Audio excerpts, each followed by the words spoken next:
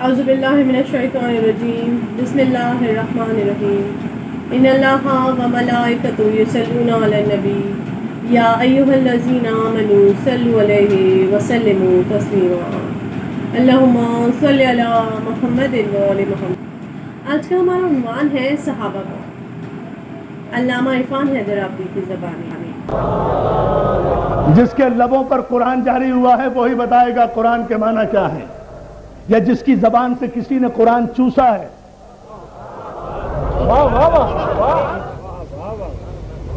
Statistic دے رہا ہوں، اور تمام علماء نے یہ لکھا کہ مسلمان ہونے کے فوراً بعد چلے گئے بحرین، 2 سال وہاں گزارے، تو 9 ہجری ہو گئی، 10 ہجری میں حضور کا حج آخر، 18 ذی الحجہ کو واپسی غدیر خم میں ہے نا، اور 18 ذی الحجہ سے 18 محرم 1 مہینہ، 18 سفر 2 مہینے، 28 سفر کتنے ہو گئے؟ 2 مہینے 10 دن، 70 دن ہو گئے نا، ہاں 70 ڈیز ہوئے۔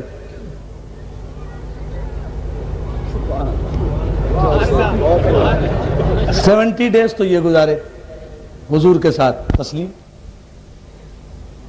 2 سال بحرین میں گزارے،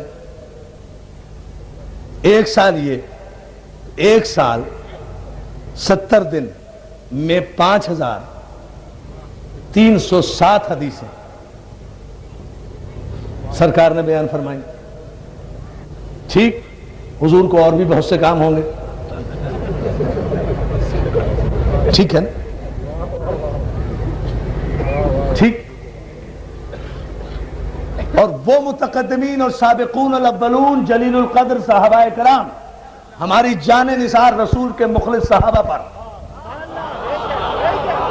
ہمارے ماں باپ قربان رسول کے اطاعت گزار صحابہ پر، یہ ہمارا ایمان ہے، اور ہم اس منبر پر منافقت کے عادی نہیں ہیں۔ ہم جو بات کہتے ہیں وہ دل کی گہرائیوں سے کہتے ہیں، ہماری جان نثار رسول کے مخلص صحابہ اکرام پر، ہم سے زیادہ صحابہ اکرام کی تعظیم کوئی کر ہی نہیں سکتا۔ اور سننا چاہتے ہو تو آپ پوری کتاب لکھ دو، ہم سے صرف ایک جملہ لے لو، اگر یہ جملہ پوری کتاب سے وزنی نہ ہو تو ہم اس منبر پہ آنا چھوڑ دیں گے۔ ہمارے نزدیک صحابہ اکرام کی منزل یہ ہے کہ کائنات کے یہ 1 ارب مسلمان مل کر بھی اگر خانہ کعبہ کے پردہ پکڑ کے اللہ سے یہ دعا کریں کہ پروردگار ان 1 ارب مسلمانوں کی خواہش یہ ہے کہ ان 1 ارب میں سے کسی ایک کو صحابی بنا دے، تو وہ صحابی تو کیا، صحابی کی جوتی کے برابر نہیں بن سکتا۔ توجہ ہے نا اذان محترم؟ یہ ہے منزل صحابیت، یہ ہے منزل صحابیت، ہماری جان نثار رسول اللہ کے اطاعت گزار صحابہ پر، مخلص صحابہ پر۔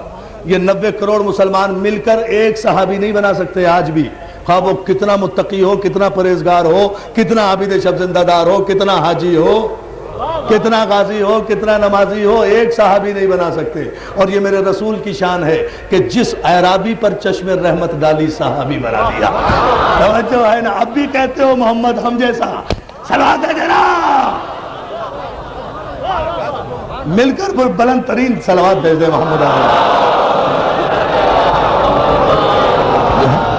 گفتگو اس معراج پر، لیکن یہ جملہ ذرا سا ایسا میں کیا کروں کہ دامن وقت میں گنجائش بڑی کم ہوتی ہے، کہ یہ ایک عجیب منزل ہے اور منزل فکر ہے، اسے دیکھنا چاہیے کہ فتح خیبر کے بعد، مسلمان ہونے کے بعد کتنا عرصہ صحبت سرکار ختمی مرتبت میں گزارا، اور 5000 سے زیادہ حدیثیں دی، اور وہ سابقون الاولون صحابہ اکرام کہ جو شروع دن سے رسول اللہ کے ساتھ رہے، جنہوں نے 23 برس جلوت میں خلوت میں ہر مقام پر حضور کے ساتھ گزارا، کسی سے 314 حدیثیں، کسی سے 212 حدیثیں، کسی سے 178 حدیثیں۔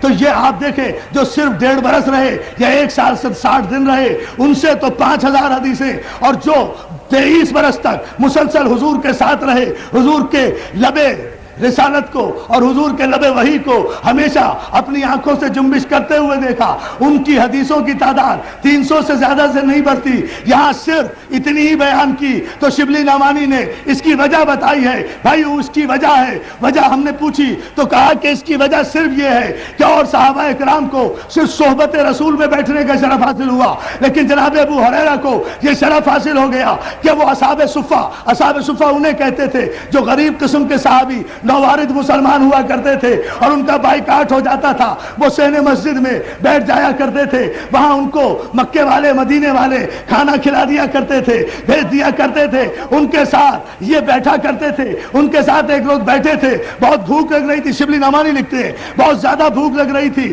بہت زیادہ بھوک لگ رہی تھی کہ اچانک ایسے میں حضور کا گزر وہاں سے ہوا. حضور تو تھے ہی غریب پرور, یتیم پرور, اصحاب صفہ کے پاس آئے, سب کے سر پر دست شفقت پھیرا, ان کے ساتھ بیٹھے, لیکن جناب ابو ہریرہ کو دیکھ کر کہا کیا بات ہے, تمہارے چہرے پر کچھ نقاہت ہے, کچھ کمزوری ہے؟ کہا حضور کچھ بھوک لگ رہی ہے. ابھی اتنا ہی کہا تھا کہ تھوڑی دیر کے بعد کوئی شخص نظر کا دودھ کا پیالہ لے کر آیا, اس نے حضور کو دودھ نظر کیا, حضور نے ایک گھونٹ دودھ کا پی کر, یہ شبلی نعمانی کے لفظ ہے, روایت ان کی ہے, ہم مانے نہ مانے مگر استدلال تو کر رہے ہیں نا عزیزان محترم, استدلال کی منزل پر کہہ رہے ہیں.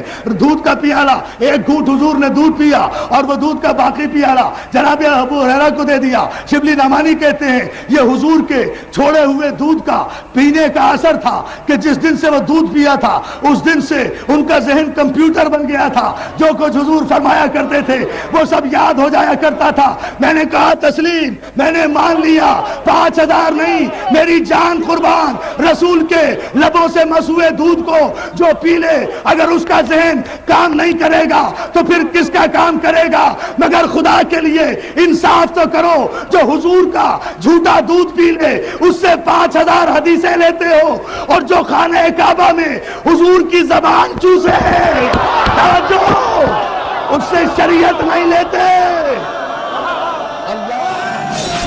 سبحان اللہ, کیا کہنے اللہ سے.